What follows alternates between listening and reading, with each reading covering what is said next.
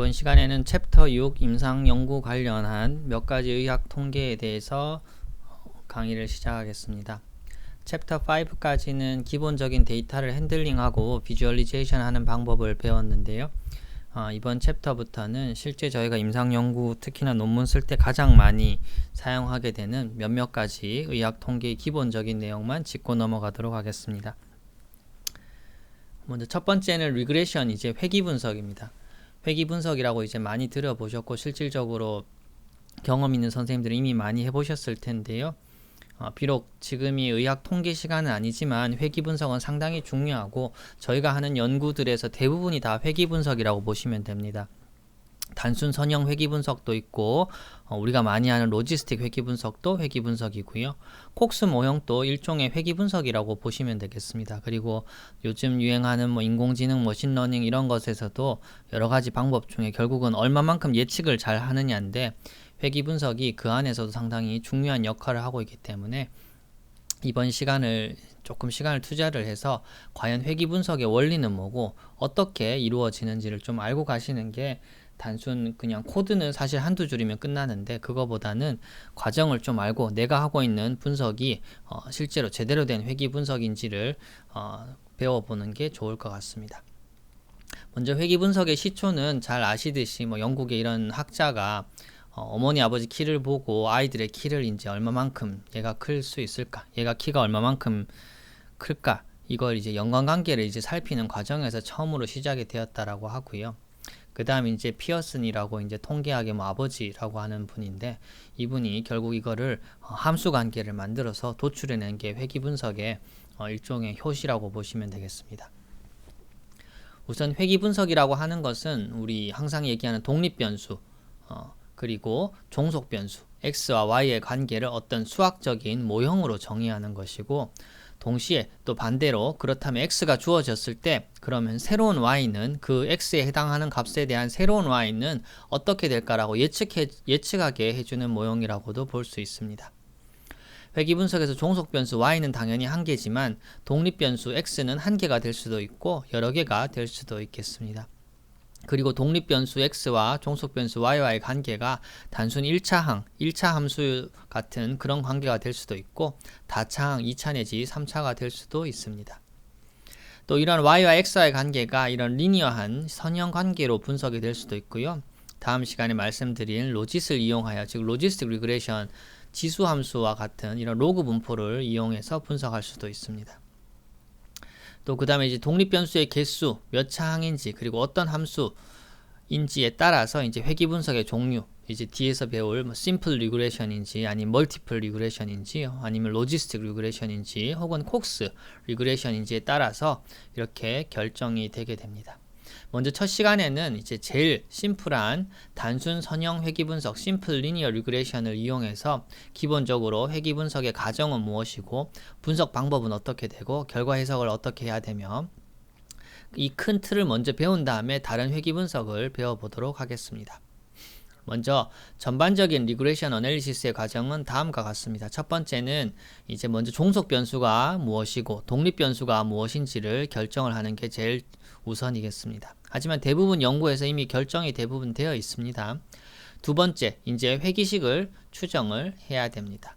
그 다음에 결정 계수라는 게 있는데요. 이 결정 계수를 산출해서 우리 회귀식이 얼마만큼 내 데이터를 잘 설명하는지를 알아보고 추정한 회귀식이 통계적으로 유의한 모형인지 유의성을 그 다음에 검증을 해야 됩니다.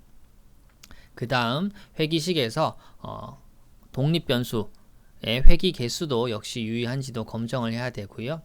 그 다음에 이제 다 하고 나서 보통 우리가 5번까지는 관심 있게 많이 하는데 6번을 생략하는 경우가 많습니다. 5번까지 한 다음에 우리가 원하는 독립 변수가 유의한 인자로 나왔네. 여기까지만 끝내는 경우가 많은데 실질적으로 완벽한 회귀 분석을 하기 위해서는 추정한 회귀식이 회귀 분석이 기본적으로 이러이러해야 된다는 가정을 내포하고 있는데 이러한 가정을 위반하고 있지 않는지 점검을 하는 프로세스가 꼭 필요하게 됩니다. 먼저 첫 번째 심플 리니어 리그레션 단순 선형 회귀 분석입니다. 제일 기본이 되는 회귀 분석이고요. 쉽게 얘기해서 우리 학교 때 배운 1차 함수 생각하시면 됩니다. y는 ax 플러스 b가 선형 회귀 분석 심플 리니어 리그레션의 가장 기본적인 예라고 볼 수 있습니다. 이때 당연히 y는 종속 변수가 되고요. x는 독립 변수가 되겠습니다. a는 우리 기울기라고 하죠. 기울기. x가 하나 변할 때마다 얼마만큼 변하는 건지 보는 기울기.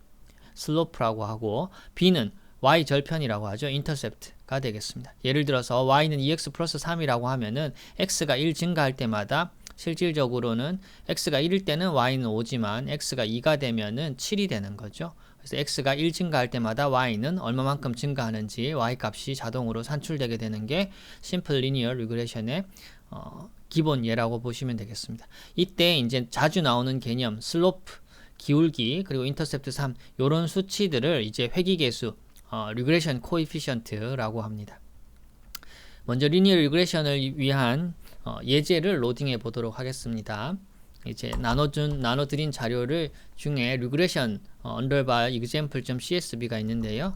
항상 우리 하듯이 tidyverse 패키지를 로딩을 하고 데이터를 로딩을 해 보겠습니다.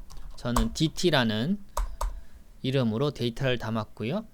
먼저 헤드를 통해서 데이터 폼을 잠깐 살펴보겠습니다. 본 데이터는 200명, 약 200명의 환자에서 시름 오스몰렐러티 데이터고요.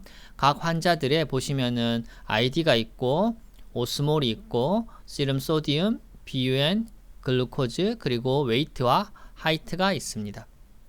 우리가 궁금한 것은 과연 이 하나, 둘, 셋, 넷, 5가지 이 변수들을 이용을 해서 어떻게 시름 오스몰을 예측할 수 있는지를 보는 리니어 리그레션을 공부를 할 예정입니다. 즉 여기에서 y 종속 변수는 시름 오스몰이 되겠고요. x 독립 변수는 소디움, BUN, 글루코즈, 웨이트, 하이트 이렇게 5개가 되겠습니다. 먼저 심플 리니어 리그레션의 경우에는 x도 하나고 y도 하나이기 때문에 우선 첫 번째는 5개의 변수들 중에서 시름 소디움만 우선 관심을 깊게 보도록 하겠습니다. 먼저 시름 오스몰 종속 변수와 소디움의 관계를 빨리 보기 위해서 제일 심플한 플러스로 한번 그려보겠습니다. x축이 소디움이고 y축 종속 변수가 오스몰일 때 산점도를 그려보면은 이렇게 퍼져 있는데 이렇게 대충 보더라도 약간 좀 양의 상관관계가 있고 그 상관관계의 정도도 제법 강한 것 같습니다. 양의 상관관계라는 뜻은 x가 증가할 때마다 y가 증가한다는 거고 상관관계가 강하다는 뜻은 많이 선을 우리가 임의의 선을 하나로 그었을 때 거기에 많이 몰려 있다는 뜻이죠. 그래서 어느 정도 소디움이 올라가면은 오스몰이 좀 올라가는 그런 경향이 있겠구나라는 상관관계를 알 수가 있고요. 이제 두 번째 이제 우리가 하기 위해서는 회귀식을 추정을 해야 됩니다. 회귀식을 추정을 해야 되는데 결국 심플 리니어 리그레션이기 때문에 1차 함수라고 보시면 됩니다. 자, 제가 예를 들어서 몇 개의 케이스만 여기 그림에 그려놨는데 약 한 10명, 12명의 환자만 여기 나타냈습니다. 소디움이 있고 각각의 오스몰이 있습니다. 자, 두 가지 회귀선을 제가 임의로 그어놨습니다. 오렌지색이 있고요. 파란색이 있습니다.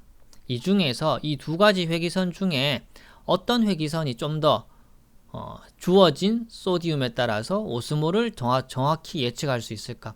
뭐 눈으로 봐도 당연히 파란색이 오렌지색보다 훨씬 더 나은 것을 알 수 있는데요. 이제 데이터가 많아지면은 정확하게 수학적으로 주황색보다 파란색이 더 낫다라는 게 이제 증명이 돼야 됩니다. 그렇게 해야지 우리가 올바른 회귀식을 추정하는 건데 엄밀히 얘기하면은 수학적으로는 최소 제곱법에 의해서 회귀식을 추정하게 됩니다. 최소 제곱법 이제 리스트 스퀘어 메서드라고 하고요. 또 어떤 책에는 OLS라고 해서 Ordinary Least Square Method라고 나오는데 이 최소 제곱법의 정의는 요번에 알아두시면 좋습니다. 자, 예를 들어서 파란색 직선을 한번 예를 들겠습니다. 임의로 이렇게 그은 파란색 직선을 회귀 모형이라고 생각을 했을 때 첫 번째 예를 볼까요? 소디움이 136입니다. 소디움이 136일 때 우리 파란색 회귀선에 의하면은 관측치는 약 한 308 정도가 돼야 되는 거죠. 하지만 예측값은 308인데 실질적으로 환자의 관측값은 136일 때 약 한 294 정도 됩니다. 그렇다면은 회귀선에 의하면 308로 예측되는데 294로 측정이 되었으니까 약 한 14 정도가 차이가 나는 거죠. 그 차이를 우리가 잔차 혹은 오차라고 레지듀얼이라고 이야기를 하게 됩니다. 또 다른 예를 보시면은 소디움이 한 142 정도가 될 때, 예측은 어떻게 되나요? 파란색 선을 만나면은 약 329 정도로 예측이 되는데 실제 관측값은 한 322 정도 돼서 잔차가 얼마가 됩니까? 7 정도 됩니다. 즉 여기서는 잔차가 7, 여기서는 잔차가 한 14 정도 됩니다. 14, 7이 됩니다. 자, 그렇다면은 똑같은 예에서 주황색 회기선을 한번 비교를 해볼까요? 주황색 회기선을 보시면은 소디움이 136일 때 예측값이 따라가면은 거의 319 내지는 320 정도가 되고요. 이렇게 되면 관측값이 294라고 봤었을 때 거의 잔차가 얼마나 되나요? 26 정도 되죠. 똑같은 예로 소디움이 142 정도일 때 예측값은 거의 340에 가까운데 관측값은 320 한 2 정도 돼 보입니다. 그 말 뜻은 잔차가 역시나 15 정도 되는 거죠. 잔차가 26, 잔차가 15 두 개 합치면 41 정도 되고 여기선 잔차가 그만큼 크지 않았습니다. 이것만 보더라도 파란색 곡선이 이 오렌지색 곡선보다 훨씬 더 잘 예측을 한다고 우리가 볼 수 있고 더 나은 회기 시기이고 회기 모형이라고 예상할 수 있습니다. 즉 최소 제곱법이라고 하는 것은 무엇이냐면은 여러 가지 회기 곡선, 회기 모형을 만들 수 있을 텐데 가장 잘 들어맞는 회기선은 요 잔차, 이 잔차들의 합이 최소일 때 결국은 가장 잘 들어맞는 회기 모형이라고 볼 수 있습니다. 하지만 제곱법이라는 의미는 뭐냐면은 잔차는 제가 일부러 여기서 얘를 플러스로 나타냈지만은 이런 것들은 잔차가 마이너스일 수도 있겠죠. 실질적으로 어떻게 되나요? 관측값이 예측값보다 훨씬 더 크기 때문에 잔차는 플러스일 수도 있고 마이너스일 수도 있기 때문에 더하면은 상쇄가 되기 때문에 모두 다 절대값을 취하고 싶어서 이제 제곱을 이용하게 된 겁니다. 즉 이거의 잔차의 제곱, 요거의 잔차의 제곱, 요 점의 잔차의 제곱, 모든 점의 잔차의 제곱을 더했을 때 제일 적은 그런 회기선, 회기 모형이 가장 잘 들어맞는 추정된 회기식이라고 보시면 되겠습니다. 그래서 이런 최소 제곱법에 의해서 결국 회기식을 추정하게 되는 게 심플 리니어 리그레션이다. 이렇게 보시면 되고요. 자, 그렇다면은 개념은 이제 잡았으니까 실제로 구해 보겠습니다. 구하는 건 되게 쉽습니다. LM 리니어 리그레션 모델이라고 쓰고 똑같이 종속 변수를 먼저 쓰고 독립 변수 데이터셋을 이대로 써주면 됩니다. 자, 그렇다면은 자, LM 우리 종속 변수는 오스몰이었죠. 물결 소디움만 보기로 했고 데이터는 DT였습니다. 자, 요렇게 하면 되는데 이제 요걸 우리가 fish라는 이제 객체에 담아 보겠습니다. 이렇게 해서 fish를 쳐보면 어떻게 되나요? 포뮬라는 우리가 쓴 대로 나오고 코에피션트 아까 말씀드린 회기계수가 나오죠. 회기계수가 나오는데 인터셉트는 111, 소디움은 그 회기계수가 1.348입니다. 자, 그렇다면은 앞에서 뭘 배웠습니까? 지금 심플 리니어 리그레션을 하는데 인터셉트 절편 배웠고 그 다음에 슬로프 소디움 슬로프는 1.348이 되는 거죠. 즉 방금 보신 소디움과 오스몰 간의 관계에 있어서 추정된 회기식의 1차 함수는 이렇게 되겠죠. 자, 절편을 일부러 편의상 먼저 썼는데 1.348 곱하기 소디움 플러스 111.632 이렇게 되는 겁니다. 즉 소디움이 뭐 예를 들어서 제로인 경우는 없겠지만 제로면은 오스몰은 111이 될 거고 소디움이 1인 경우에는 오스몰이 어떻게 되나요? 1.348 그래도 112가 되겠죠. 소디움이 예를 들어서 100이 되면은 134가 될 거고 오스몰이 거의 240 정도 되겠네요. 그런 식으로 이제 추정을 하는 거죠. 실질적으로 그럼 우리가 추정한 선이 얼마만큼 잘 들어맞는지 다시 플랫에다가 한번 그려보겠습니다. 자, 이런 플랫이 있는데 여기다가 AV 라인, fit 함수를 그대로 넣고 표시하기 쉽게 컬러는 레드로 하고 라인 위드스는 두껍게 2로 해서 나타내 보겠습니다. 어떻게 되나요? 우리가 방금 추정했던 y는 1.348 곱하기 소디움 플러스 111.632 인터셉트가 이렇게 그려지게 됩니다. 이렇게 그려져. 요 y절편이 111이 돼야 되는데 이게 마치 270처럼 보이는 이유는 여기 소디움이 125부터 시작돼서 그렇겠죠. 이게 만약에 쭉 따라가서 만약에 x축이 0에서 시작된다면 그 y절편은 270이 아니고 111처럼 보이겠죠. 즉 이러한 회기선이 최소 제곱법에 의해서 가장 제일 나은가 아닌가라고 추정이 되었다라고 보시면 되겠습니다. 자, 그렇다면은 추정이 되었는데 과연 얼마만큼 우리가 방금 빨간색으로 그은 회기선이 잘 설명을 하는지 우리 데이터를 보시겠습니다. fit은 이제 썸머리 기능을 이용하면은 이 fit이라는 객체에 들어있는 우리 리니어 리그레션 모델에 대한 정보가 좀 더 자세한 정보들이 나오게 됩니다. 보시면은 이런 포뮬라를 이용해서 레지듀얼 잔차가 이렇게 저렇게 분포한다. 잔차라는 거는 앞에 말씀드렸습니다. 예측값과 회기선에 의해 추정된 예측값과 실제 관측값 간의 차이를 잔차라고 합니다. 당연히 플러스일 수도 있고 마이너스일 수도 있겠죠. 이렇게 정보가 나오고요. 여기 보시면 뭐 정보가 많은데 앞에 보셨던 코에피션트는 그대로 나오죠. 인터셉트는 111.63이고 소디움 1.34다. 그 다음에 미리 말씀드리지만 이 두 가지 모두 다 p-밸류가 아주 낮아서 유의한 회기계수라고 보시면 되겠고요. 지금 얘기하는 결정계수는 여기 있습니다. adjusted r-square라고 해서 얼마만큼 우리가 추정한 회기식이 우리 데이터를 잘 설명하느냐라고 보는 것이 이제 결정계수입니다. r제곱이라고 하는데요. r제곱의 값이 약 26%입니다. 즉 무슨 말이냐면은 내가 방금 추정한 회기식, 빨간색의 이 리니어 리그레션을 추정한 회기식은 우리 전체 데이터, 내가 갖고 있는 약 200명의 데이터에 x 값에 따른 y 값을 추정하는 데 있어서 약 한 26% 정도의 설명력을 가진다고 보시면 되겠습니다.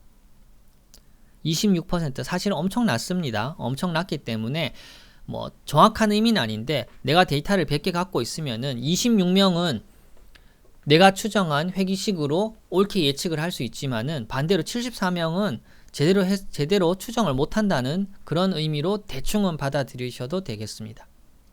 자, 그렇다면은 이 r-스퀘어 값의 의미에 대해서 조금 요번에 공부를 좀 하고 넘어가겠습니다. 자, 필요한 개념이 이제 세 가지가 있습니다. SSR, SSE, SST. Sum of squares for regression, Sum of squares for error, Sum of squares for total.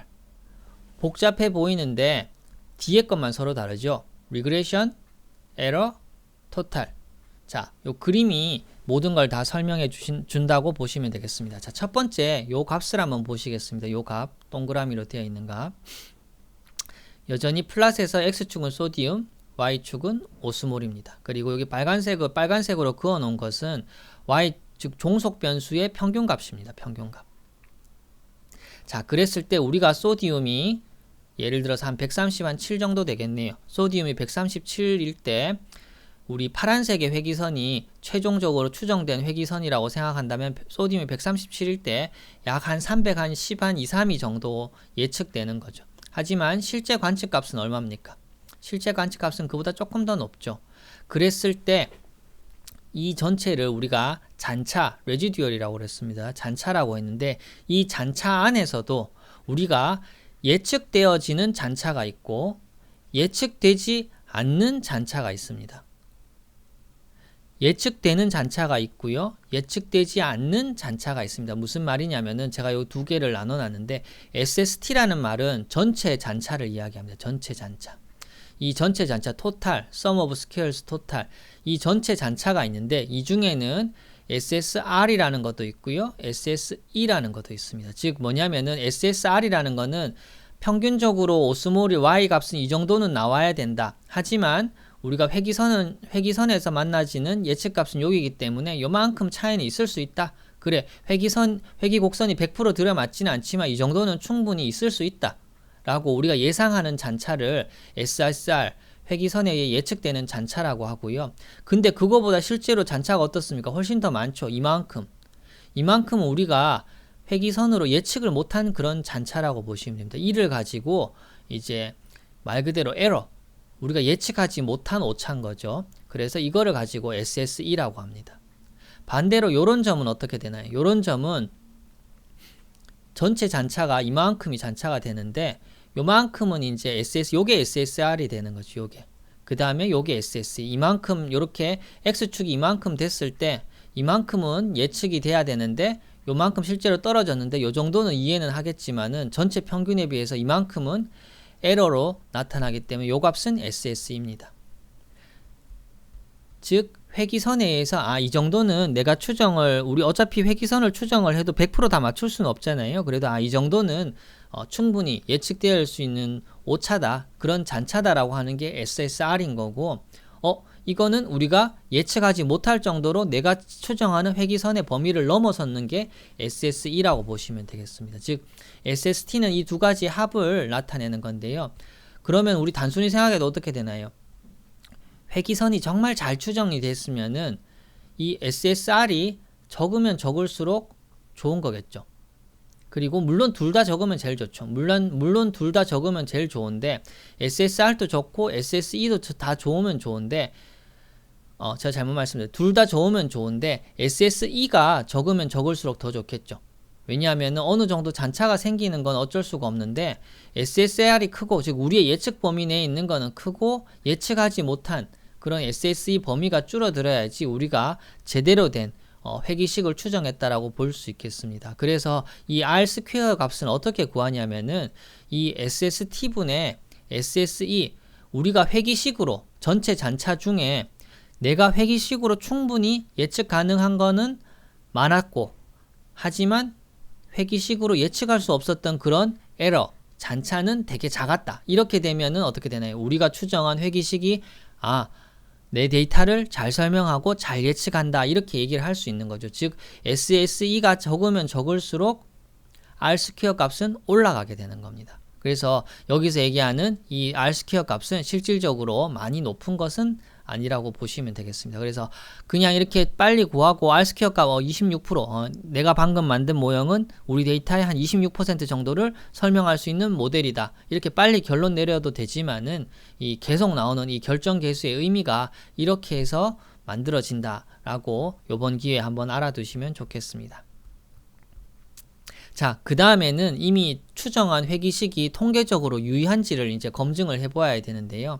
사실은 우리가 이까지도 잘 안 하죠. 이까지도 잘 안 하고 지금 그냥 리그레션 나왔으면 거기서 끝내는 경우가 대부분입니다.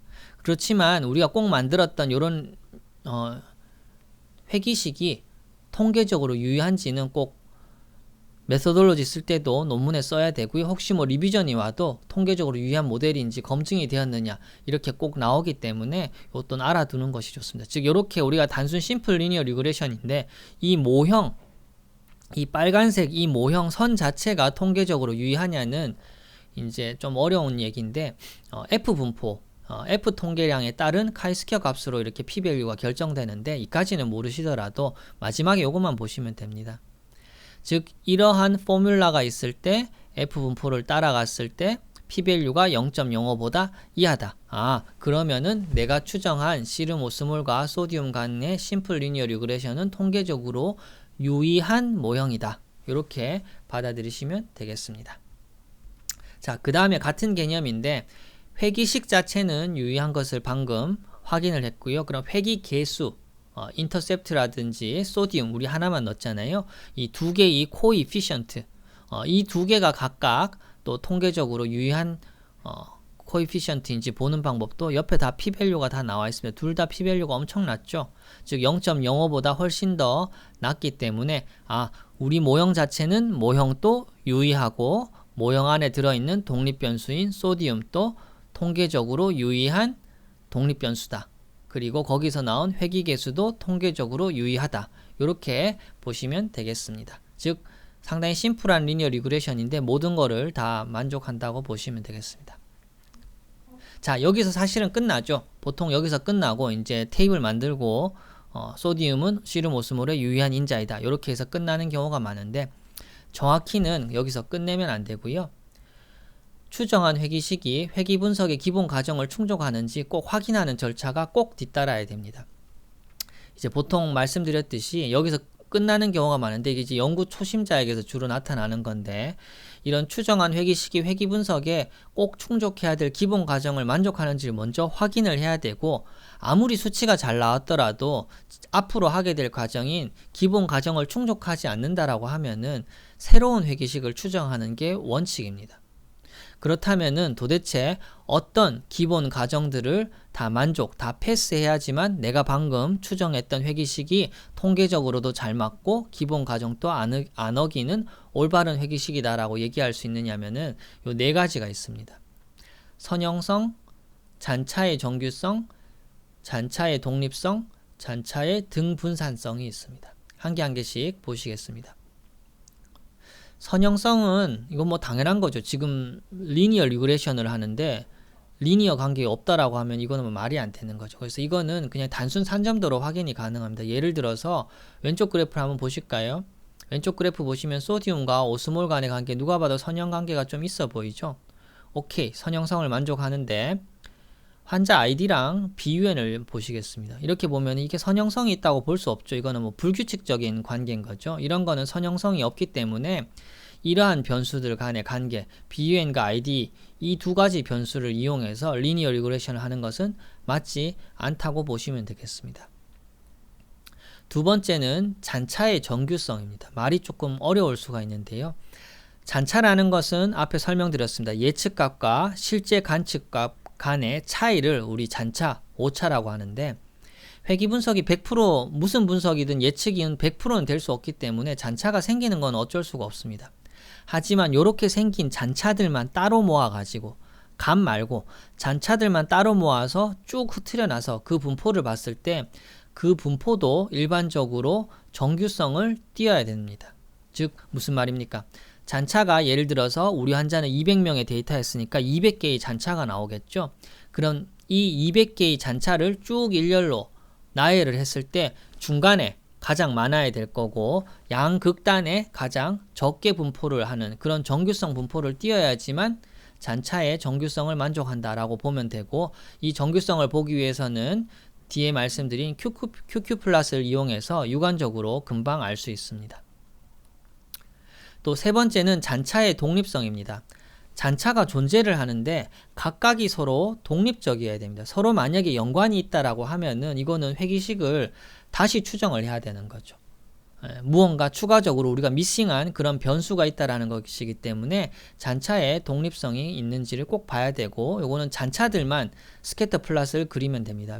이렇게 변수들 스캐터 플롯을 그리는 게 아니고 200명의 잔차를 스캐터 플롯을 그리면은 막 의미 없이 막 이렇게 분포되어 있는 거를 보실 수가 있을 겁니다. 그리고 잔차의 등분산성 역시 비슷한 의미인데요. 퍼져 있는 그 정도가 균일하게 퍼져 있어야 된다. 특별한 규칙을 가지면 안 된다라는 게 등분산성입니다. 즉 위에 말씀드린 선형성, 정규성, 독립성, 등분산성 이렇게 4개가 만족을 시켜줘야 되는데 이 4개를 만족시키는 데 있어서 꼭 수치가 얼마가 돼야 되고 p-value가 얼마가 돼야 되는데 꼭 그렇게 정해진 건 없습니다. 꼭 정해진 건 없고 대부분 육안적으로 확인이 어느 정도 가능한데요. 먼저 화면을 4개로 먼저 쪼개겠습니다. 우리 베이직 플랫 시간에 배운 mflow라는 명령을 이용을 해서 화면을 2x2 4개로 쪼갠 다음에 앞에 복잡하게 말씀드렸는데 개체를 그냥 플롯 명령 안에 집어넣으면 이 4가지 그림을 한꺼번에 그려주게 됩니다. 한꺼번에 나오죠. 먼저 그림을 보시면은 첫 번째 보시면은 어떻게 되나요? fitted value 예측값이죠. 우리 회귀 모형에 의해서 예측되는 값 그리고 잔차 실질적으로 잔차와 예측되는 값 간에 어떤 관계가 있는지 이 그래프 안에서 앞서 말씀드렸던 잔차의 독립성과 등분산성을 사실 둘 다 보실 수 있습니다. 뭐 특별한 관계가 없죠. 특별한 관계 없이 막 랜덤하게 퍼져 있는 것 같습니다. 만약에 이 그래프 이 산점도가 이렇게 리니어한 모습을 보이면은 이거는 문제가 있는 거죠. 잔차의 독립성이라든지 등분산성에 위배가 되는 거죠. 그 다음에 잔차의 정규성은 QQ 플러스로 보시면 됩니다.